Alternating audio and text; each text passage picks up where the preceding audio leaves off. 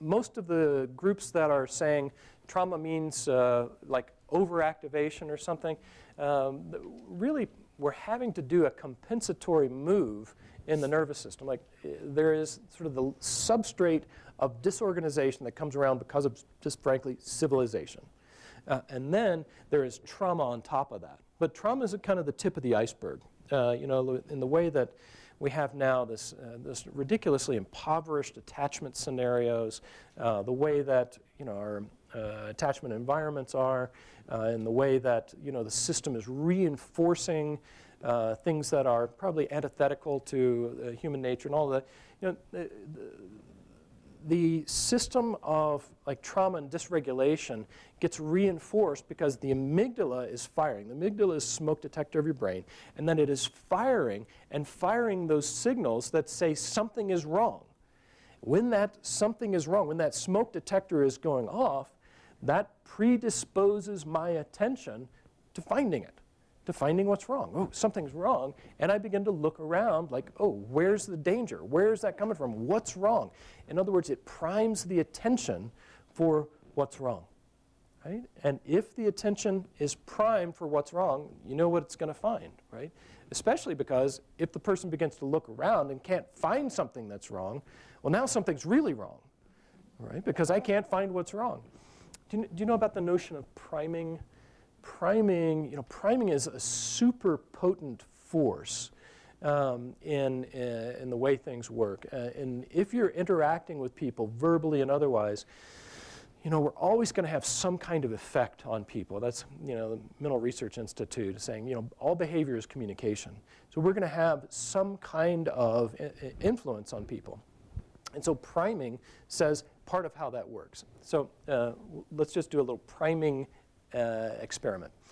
I'm going to say a couple of words, and then I want you to then chip in and just say the word that comes to mind. So I'll say a couple words, and then you say a word, okay? So red, green, blue. Red, green, blue. Okay, there we go. So now remember, I didn't tell you what thing to say. I said, I'll say a couple words, and you say a word. It could have been anything. Right? It could have been house, could have been fairy, it could have been anything, right? But it was blue. And not only that, it was in the same time. You're like in unison. What's up with that, right? Because it was priming. I said red, green, and then in the same rhythm, blue comes out. That's priming, right? Not trying to do that, that happens. So I want to be pretty aware of what gets primed. And when the survival system says, hey, you need to pay attention to something, I'm priming your attention toward a certain direction, my system stands up and pays attention. And then if it says something's wrong, I'm going to be paying attention to that because my life could depend on it. The biology recognizes it. But that priming is problematic because it means that my attention is going toward one half of the equation, the red half. Remember that upside?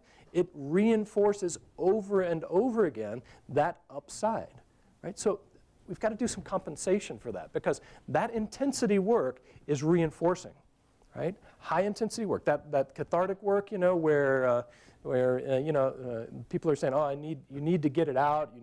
The Bataka industry has gone out of business, right? Batakas were these pillows on a stick. You know, and you just go bam, bam, and you just howl, and you got to get, because the feeling is, oh, you need to get it out. So the problem for us is that high-intensity process is self-reinforcing, and it's addictive, in other words, right? And we know this. We don't do abreactive work around rage because it just makes more rage. And so at the same time, when you have these high-intensity experiences, they are reinforced.